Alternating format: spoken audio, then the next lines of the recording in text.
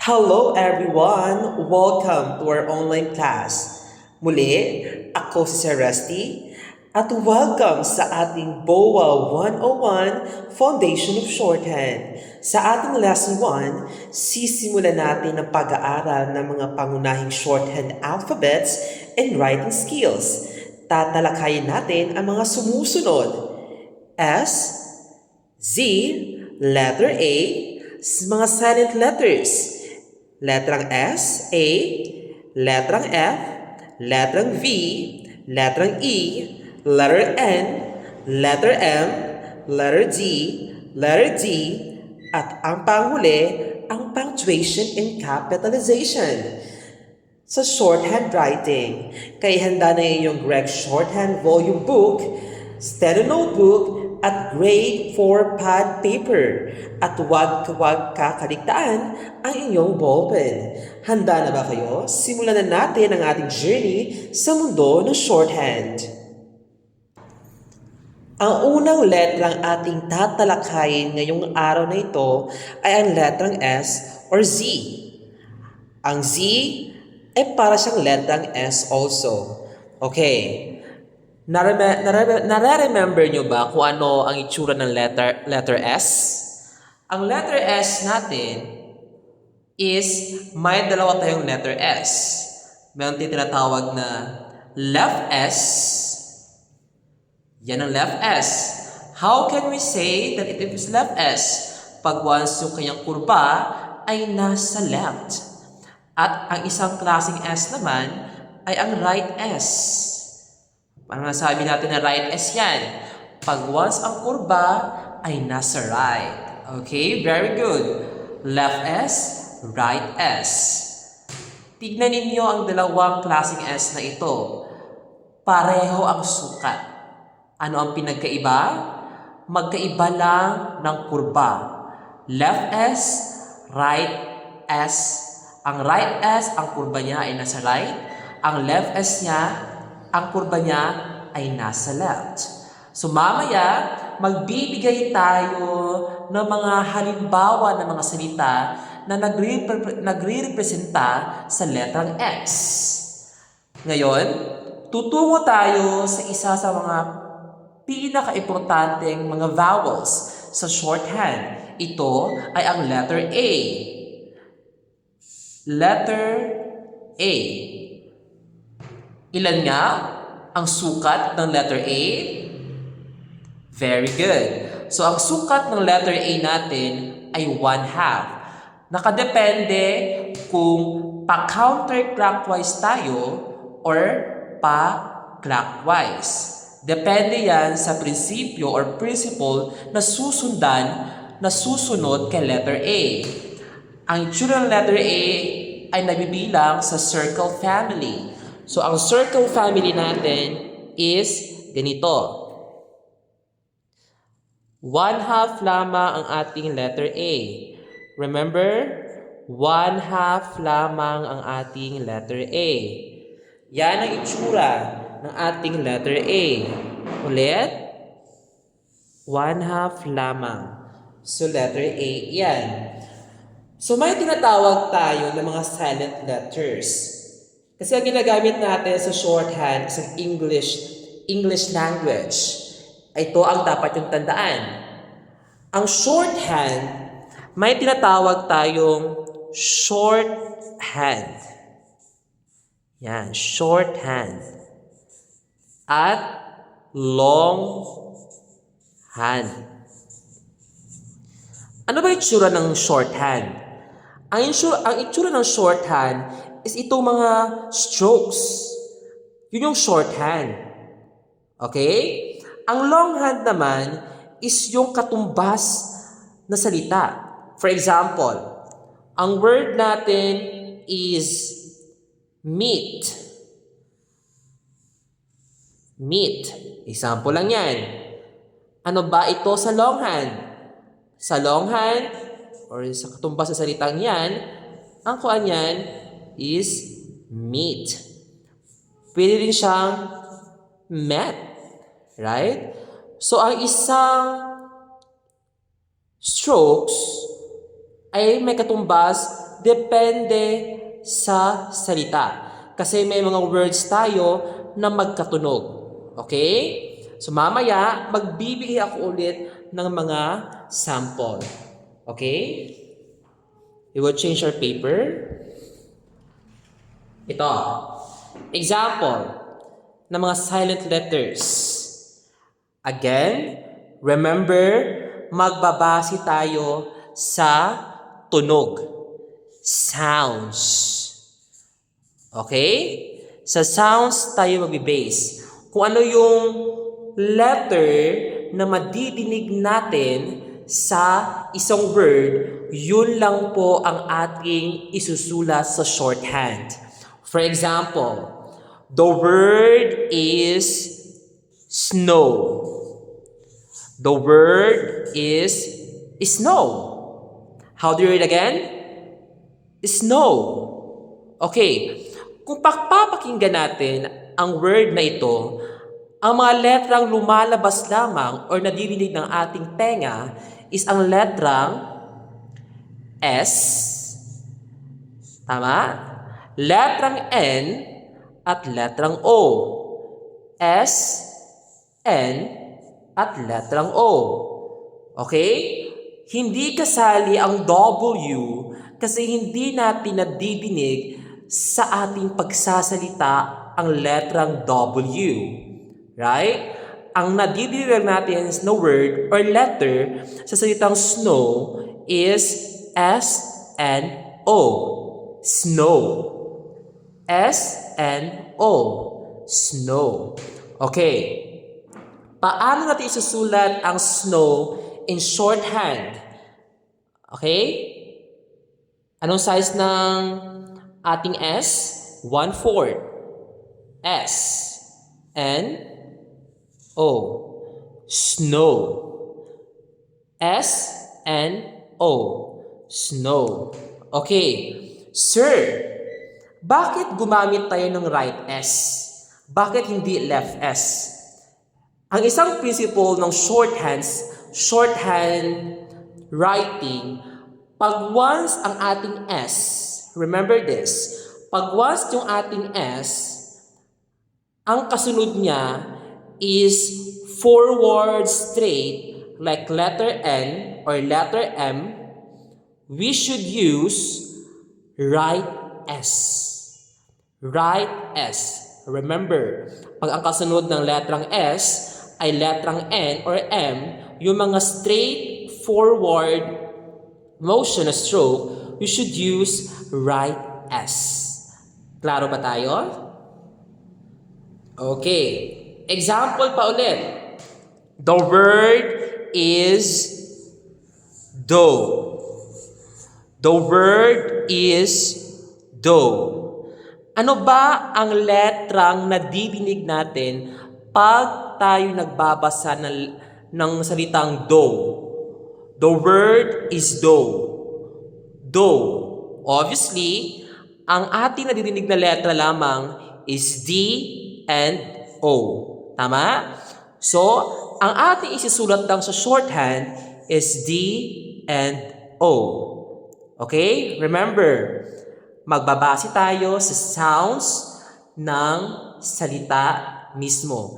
Hindi tayo magbabase kung anong spelling ng salita o ng word, magbe-base tayo kung ano ang nadidinig nating mga letras sa mismong word. So dito, the word is dough. Okay? So, D and O. Ano ba ang size ng letter D? It's 1/2. It is upward, slant stroke. So D and O. Again, D and O, D and O. May katumbas ding ibang salita ang itong klaseng stroke. Pwedeng word na do or do.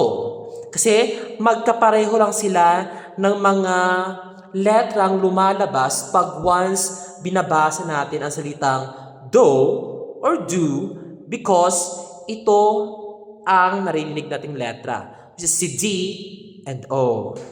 Okay? Magbibigay tayo ulit ng halimbawa. May halimbawa tayo niyan. Isang halimbawa is day.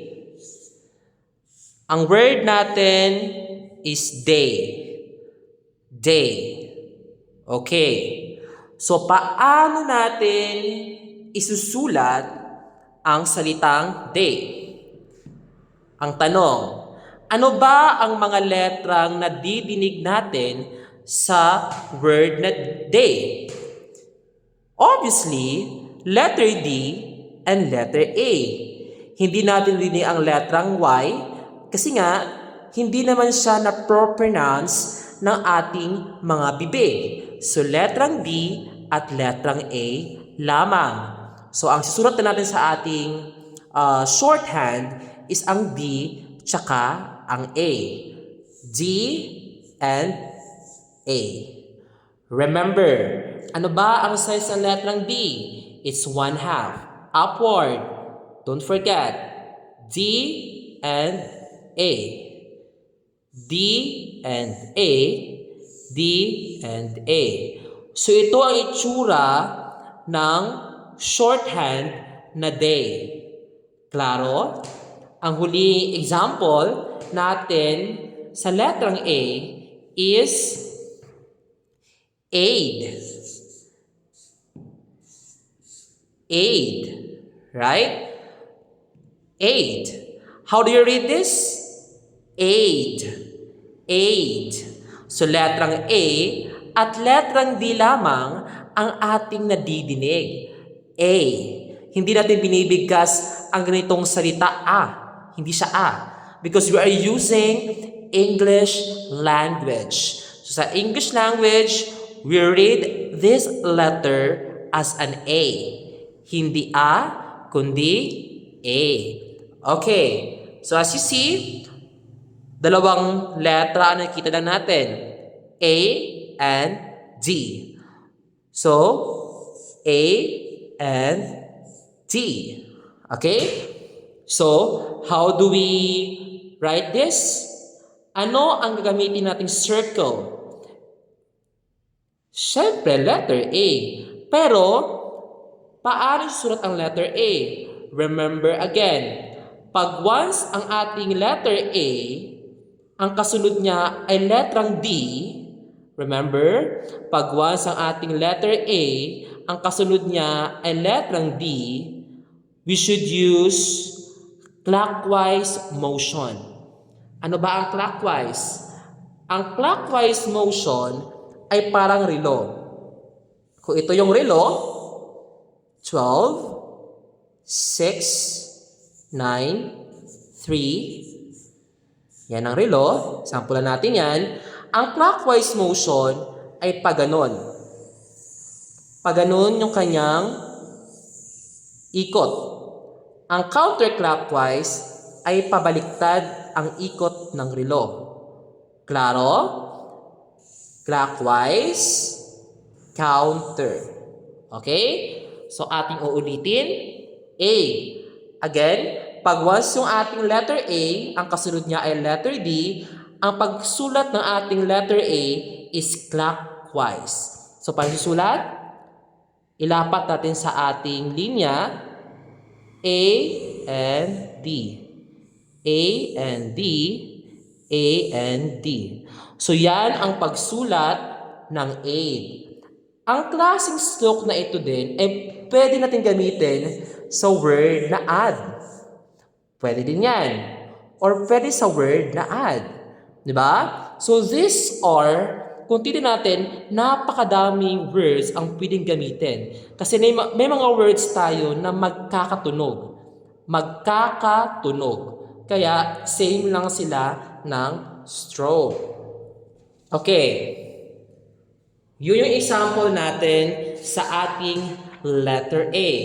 How about, lalagyan natin ang A ng S. Example. S, A. Yan. Letrang S at letrang A. Remember, pa yung S natin is followed by letter A, dumedepende din yan kung ano ang susunod sa letter A. Pero kung ito lang yan, ang itsura niyan is SA. So obviously, SA. SA. SA. SA. So yan ang itsura ng say. Okay? As in, word na say. S-A. Because ang nadidiligan natin ng words or letters rather is S and A. Okay? Very good. Okay. Magbibigay ako ulit ng example. The word is knee. Tuhod. The word is knee. Ano ba ang mga letrang nadidinig natin sa word na knee? Knee, as in knee. Obviously, N at saka E, right? So, ang ating isusulat lamang sa shorthand is N and E. Knee. Mas maikse because letrang N. Mas maikse because letrang N. Okay? So, those are the example under sa letter A and letter S. Okay. May tatlo tayong letra dito. Ito ay napapabilang sa downward curve stroke. Okay? So, titignan natin if naaalala nyo pa ba yung mga sizes or sukat ng bawat letra. So, ito, right S, F, and V. Ano ba ang sukat ng right S natin? Right S. Very good. So, 1/4 lamang. Ano ba ang sukat ng F? 1/2. Ano ba ang sukat ng V? 1 whole. Kung titignan ninyo ang representation or stroke ng bawat letra, ay magkakatulad lamang ito. Ang pinagkaiba lamang ay ang sukat. Okay, again, kung titignan natin ulit ang bawat letra, magkakatulad lamang ang stroke. Ang pinagkaiba lamang ang sukat ng bawat stroke. Kaya remember, sizes matters sa stenography. Okay? Right S, F, and V. Huwag kakaligtaan or huwag malilito. Pag once ang curve ay nasa right, it is right S. For example, the word is safe. The word is safe. Okay? The word is safe. Ano ba ang mga letra or sounds na nadidinig natin sa word na safe? S, A, and F. S, A, and F. Right? So, ang ating susulat lamang sa shorthand is S, A, and F. Okay, pasusulat. Dito ka magsisimula because ang F natin ay pa-downward. So, pasusulat yan. Remember, pa yung S natin is followed by a downward right motion kasi right man ito si F. Ang gagamitin nating S is right S. Because right motion din kasi itong sa letter F. Okay, paano susulat? S, A, F. S, A, F. S, A, F. S, A, F. Klaro? Safe. How about the word is save? Save. Okay? Ano ba ang mga letrang nadidinig natin pag binabasa natin ang word na save? Obviously, S, A, and V. Hindi natin nadidinig ang letrang E because hindi natin siya nababasa or natutunugan pag binabasa natin. So, paano susulat? We have to consume the entire line kasi mahaba ang letrang V. Ang size ng letrang V natin is mas mataas compared sa letter F. Okay? S, A, V, S, A, V, S, A, V. Mas mataas ang sa safe kasi mas mahaba ang letrang V sa letrang F. Klaro tayo? Okay, very good. Isang halimbawa pa ng mga letra or mga words na nagprepresenta sa letrang V. For example, the word is vase. The word is vase. Vase. Vase. So, ang letrang nadinig natin is letrang V, A, and S. Okay? Again, ano ba ang size ng letrang V? It is one whole, right? A and S. Again, so para susulat, V, A, and S. V, A, and S. V, A, and S. Sir, bakit ginamit natin ang right S?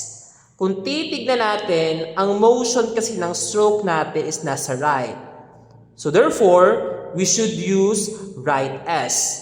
So dapat ang circle natin ay clockwise. Kasi ang nakasunod sa ating circle is nasa right motion. Okay? Vase. Vase. Okay, again. Vase. And vase. Okay, very good. Okay, ang susunod na letra na ating tatalakayin ay isa sa mga importanteng vowel in the English language, which is the letter E. In shorthand, ang E is represented by a tiny circle. Tiny, maliit na circle.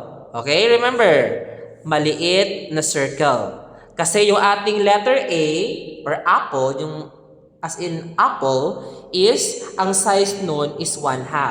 Ang letter E natin, ang size lamang nito is 1/4. Okay? We have to differentiate it. Okay? So A. Okay ha? So, tignan ninyo. Mas malaki ang letter A sa letter E. Okay? So, don't be confused. Huwag i-interchange. Huwag malaki ito because ang sukat lamang nito is tiny circle.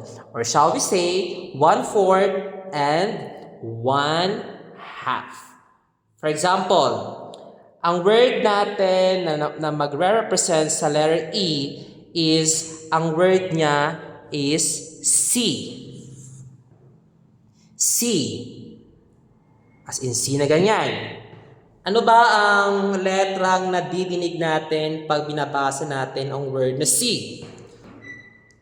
Obviously, S and E. Okay? So, paano susulat natin? C.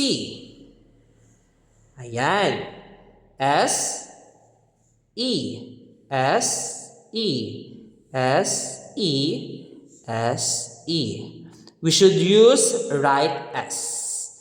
Okay? Tignan nyo ang diferensya pag once gagamitan natin ng word na say. Okay? Ililipat ko lang siya para mas maintindihan natin. Okay? Again, the word is C. Ano mga letrang lumalabas dyan? S and E. So, paano susulat? S and E. S and E. S and E, S and E. How about letrang A para ma-distinguish natin yung diferensya? The word is say. Say. So, S and A. So, S and A, S and A, S and A. Kung titignan ninyo, halos magkamukha. Saan diferensya lang? Mas malaki ang bilog nito because A kasi ito. Mas maliit ang bilog nito kasi E kasi ito. Klaro? So, wag ninyo i-interchange yung sizes. Kasi pag once magkamali kayo niyan, for example, instead na ang pagsulat nyo sa C is ganito, naging ganyan. So obviously, kung babasahin mo yan, C ang pagbasa niyan.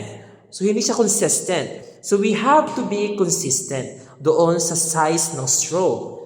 Okay? Next. Mga example ng letrang E. Letrang E. The word is fee. The word is fee. As in fee. Okay? So ano mga letrang lumalabas sa fee? Fee. F and E. Fee. Fee. F and E. So ano ang size ng letrang F? It is 1/2. So 1/2. Dito magsimula. 1/2 tayo, then E. 1/2 E. Remember, magsisimula ka sa gitna kasi 1/2 siya. Huwag kang magsimula dito sa taas kasi letter V ito. So mali iyan. Huwag ka rin magsimula sa baba kasi letter S ito. Mali din ito. Okay? So ang tama is ito kasi 1/2 siya. Fee. Okay, fee. What if the word is fees? Fees. So F, E, and S. Remember, nasa right motion ng F natin. So we should use right S kasi nasa right motion ng F. Tignan nyo ang F. So ano itsura niyan? F, E, S. So may tatlong stroke lang yan. F, E, and S. So paano susulat? F, E, and S. F, E, and S. F, E, and S. F, E, and S. Remember, pa yung ating circle followed by a right motion, we should use a downward curve like right S. You should use clockwise. You should use clockwise. Fees. Fees. Okay? Very good. Okay. Ang susunod na mga letra is nabibilang sa forward straight motion or forward stroke. Okay? Alam kong naaalala niyo ito because sa pag-aralan natin ito sa shorthand alphabet. Sa letrang N is straight yan. Sa letrang M, straight din ito. Anong pinagkaiba ng dalawa? Mas mahaba lamang ang letrang M compare sa letter N. Klaro? Mas mahaba ang letrang N compare sa letter N. For example, the word is me. Me. The word is me. Dito muna tayo. The word is me. Yan. Me. Obviously, M and E. So, paano susulat? M and E. M and E. The word naman sa N, the word is ni. Obviously, N and E, right? N ang ating nadidinig na word or letter. So, N and E. Kung titignan ninyo, magkakatulad halos. Ang pinagkaiba lamang ng dalawa is mas mahaba ito compare dito. Kung babasahin mo ito, meal talaga yan kasi mas mahaba compare dito sa N. Kasi mas maiksi. So, this is ni and this is me. Ni and me. Klaro? Okay, example pa ulit para mas maintindihan natin ang principles ng letter N and M. For example, under muna tayo sa N. N. Okay? The word is, shall we say, C pa din tayo sa C. You have to differentiate. C. Again, S and E. S and E. S and E. What if dinagdagan natin ng letrang N ang C? S, E, and N. Ano ba ang mga letrang nadidinig natin sa scene? Scene. Scene. Pwedeng C na ganito, pwede namang C na ganito.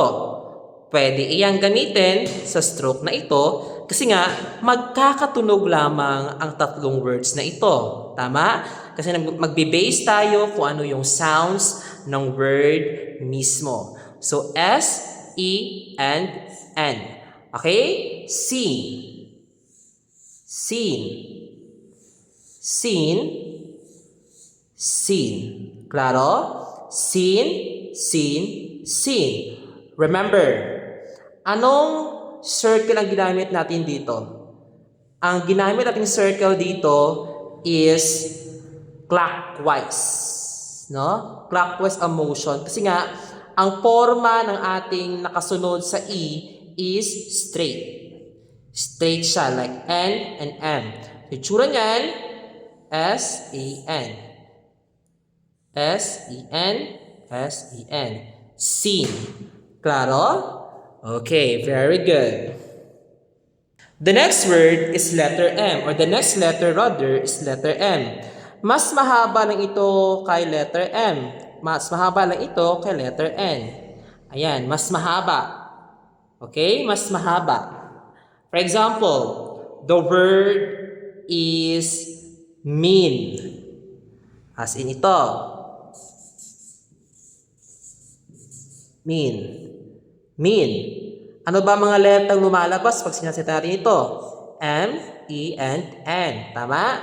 So, ang ating isusulat lamang is M, E, and N. So, M, E, and N. M, E, and N. Remember, for example, para makuha ninyo, the word is main. No? M, A, and N. M, A, and N. M, A, and N. Tignan niyo, mas malaki ang kanyang circle because letter A ito. Mas maliit ang kanyang circle kasi letter E ito. So be careful sa bawat paggawa ng strokes. Be mindful sa bawat vowel o letter na isusulat ninyo. Klaro? Okay, very good. Ang sunod na letra na ating tatalakayin is ang letrang T at letrang D. T and D. Ano ba ang size ng letter T? Remember, ang letrang T is represented by an upward slant stroke. Ang size niyan is 1/4 only. Yan itsura niyan. Klaro? Ang size naman ng letter D, mas mahaba sa letter T, which is 1/2. 1/2. Klaro, 1/2. Okay, 1/2 yan siya. Kung titignan, magkakapareho ng representation, magkakapareho ng stroke. Ang pinagkaiba lamang ay mas mahaba ang letrang D sa letrang T. Klaro tayo niyan. For example, the word is eat. As in eat. Ito. Ay, kukuha tayo ng bawang papel para mas maintindihan natin yung sagot. Okay? For example, the word is eat. Letter T muna tayo. Okay? So, the word is eat. Ano ba ang mga letrang nadidinig natin pag binabasa natin ang word na eat? Obviously, E tsaka letter T. Okay? So, eat. Eat. Eat. Eat. And eat. So, ito yung tsura ng eat. What if ang ginamit dito is 8? Okay, 8. So, A and T. So, 8. Sorry. 8. 8. Mas malaki lang yung bilog compare dito. Bakit malaki? Kasi nga, letter E ito. Letter A ito. So, obviously, mas malaki ang bilog ng letter A compare sa letter E.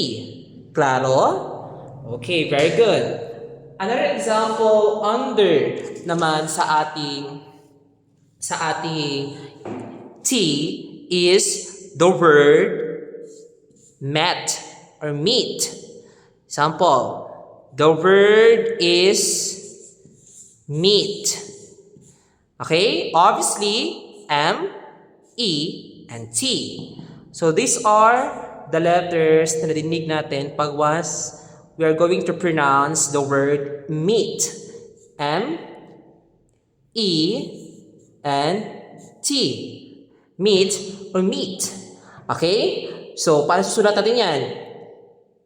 M, mas mahaba, and E, and T. M, E, and T. Remember, ang ating circle, again and again, ang gagamiting circle is clockwise pag once ang kasunod ng E or A or lahat ng vowel is letter T. Klaro, lahat ng under sa circle family, pag nakasunod dyan is upward motion or upward slant stroke, it should be clockwise, like meet. Okay? M, E, and T. Okay. Again, the word is safety.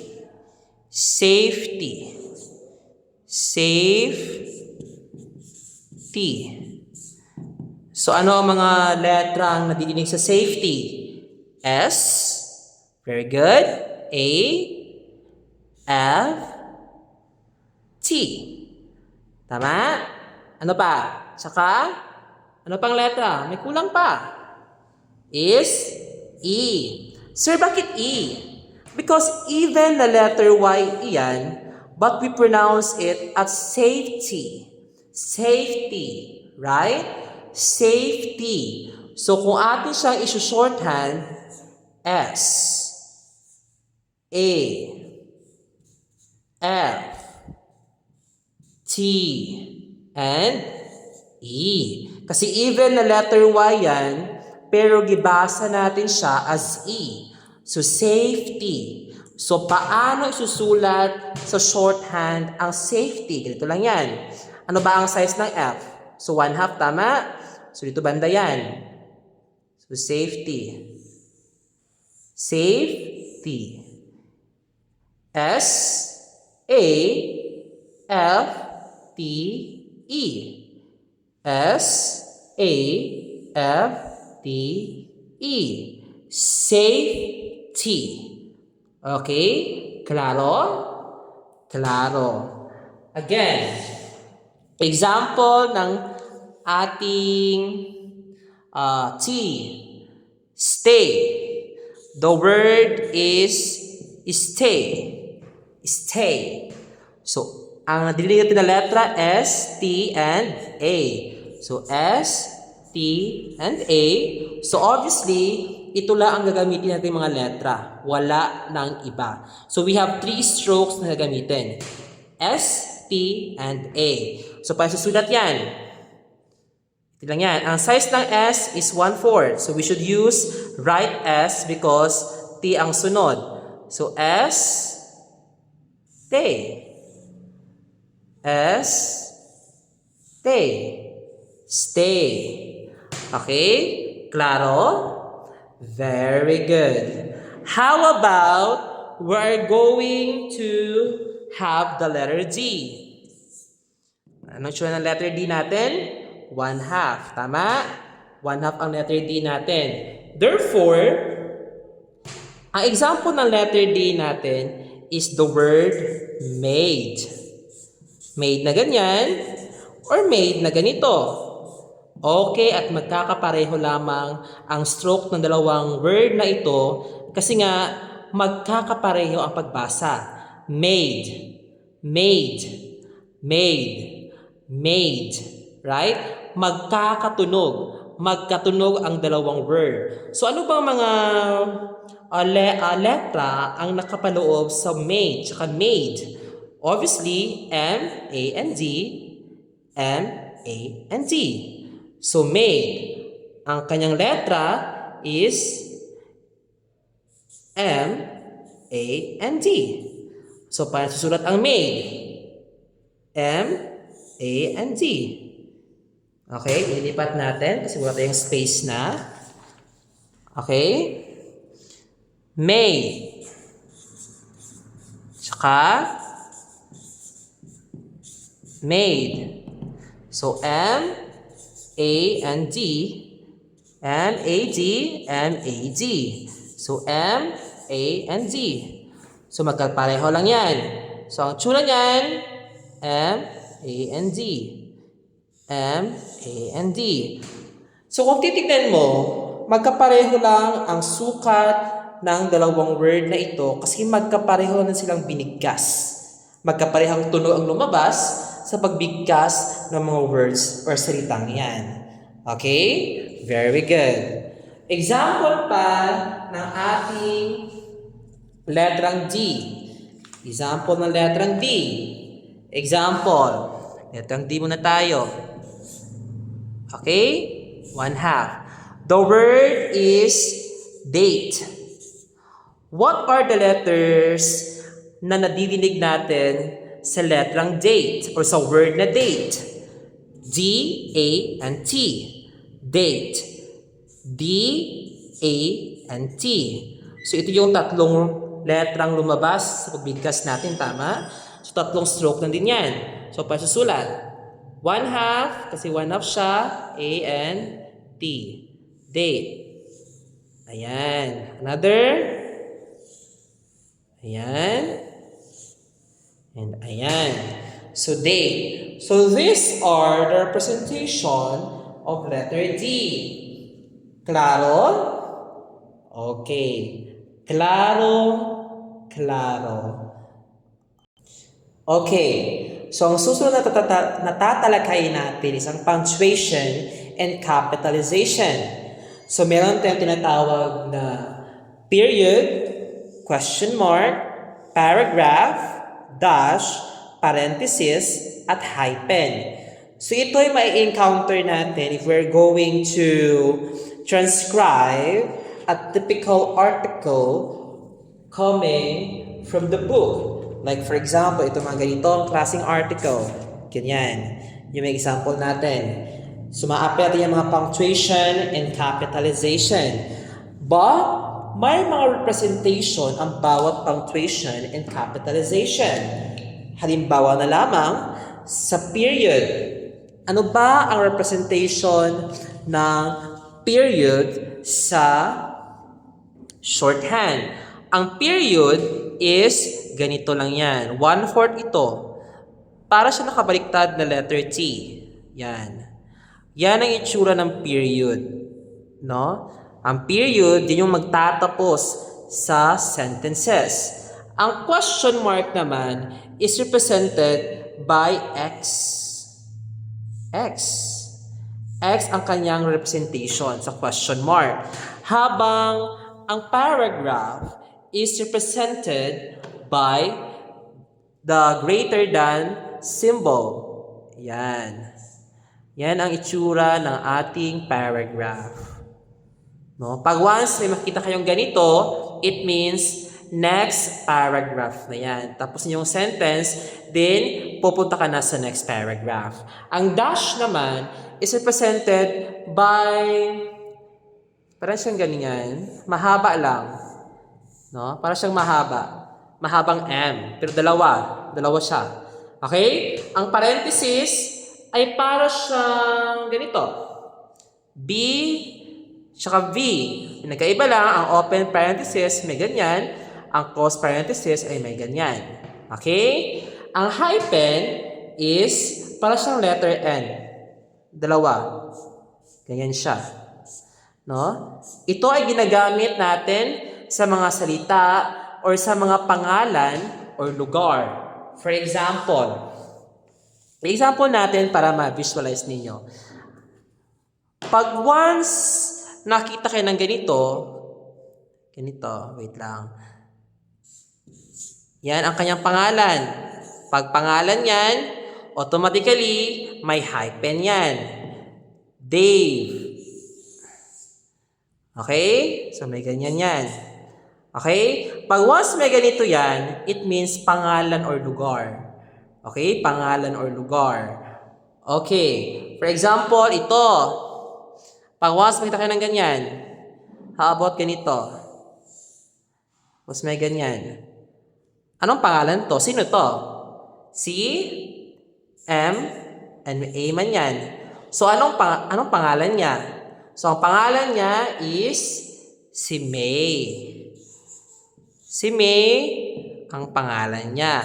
Or pwedeng May na ganon, or pwedeng May na ganito. Kasi pangalan na naman yan. Okay, remember that. Yan yung ating mga punctuation and capitalization. Okay? Okay. Mag-iiwan ako ng activity. So, ito yung gagawin ninyo. Activity. So, ang activity ito, sasagutan nyo to sa comment section natin. Okay? So, titignan natin if naintindihan nyo ba talaga ang lesson 1 natin. Okay? But before that, magbibigay muna ako ng example para hindi naman kayo ma-shock doon sa activity ninyo. Tignan natin.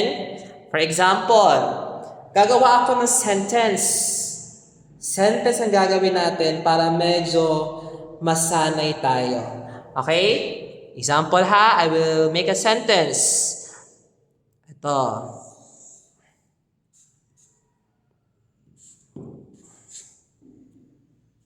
Ayan.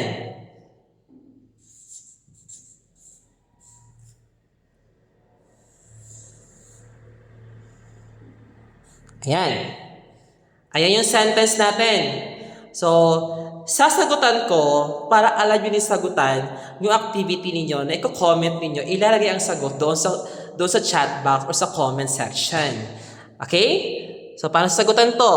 Ang technique lang dito para mabasa ninyo ang sentence na ito, isa-isahin nyo muna ang bawat stroke.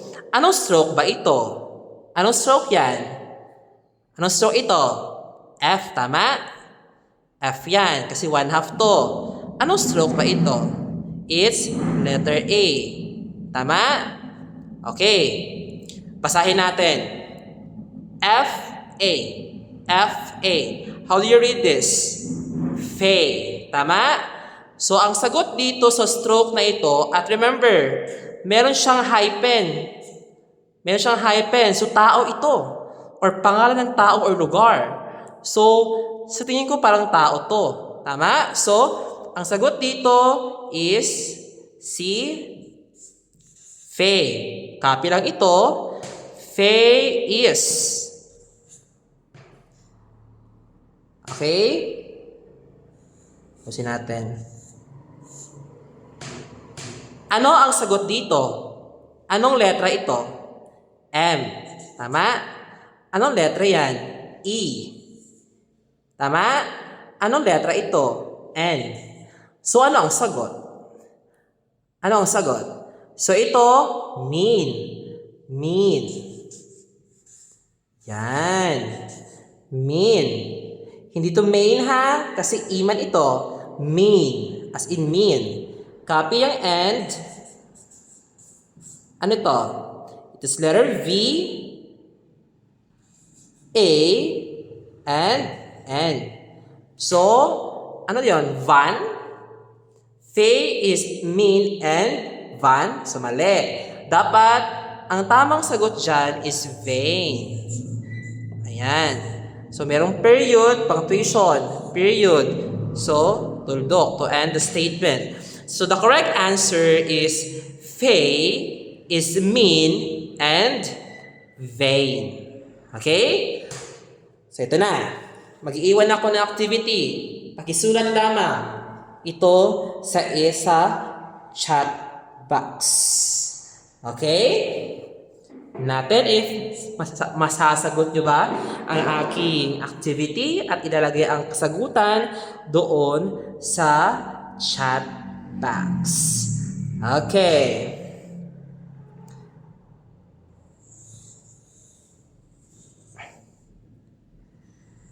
Kasi natin konti. Wait lang, napangit siya. So, palitan natin. Kasi naputo yung aking pentel pen.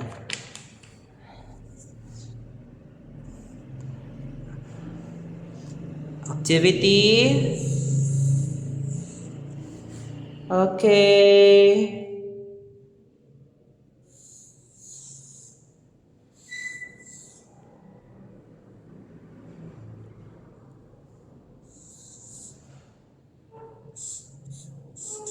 Tignan natin. Masasagot nyo ba?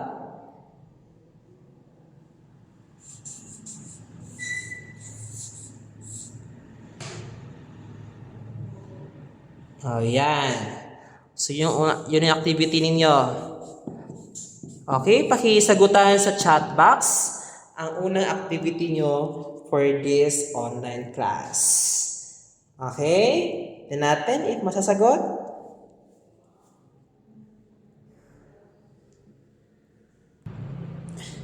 Okay, thank you so much for attending this online class, everyone. So I hope naman yung iniwan kong activity ay sasagutan niyo sa ating comment section. Okay? So huwag niyong kakaligtaan, maaari niyong i-like, i-subscribe o i-share ang video ito para mas updated kayo sa upcoming videos and lessons natin. So sa muli, ako si Sir Rusty ang nag-iiwan na sa inyo ng isang paalala, mag-aral, magpursige at laging panatilihin ang consistency at accuracy sa pagsulat ng inyong bawat strokes. Sa muli, isang magandang araw at isang magandang Carnasia. Thank you so much everyone and mabuhay!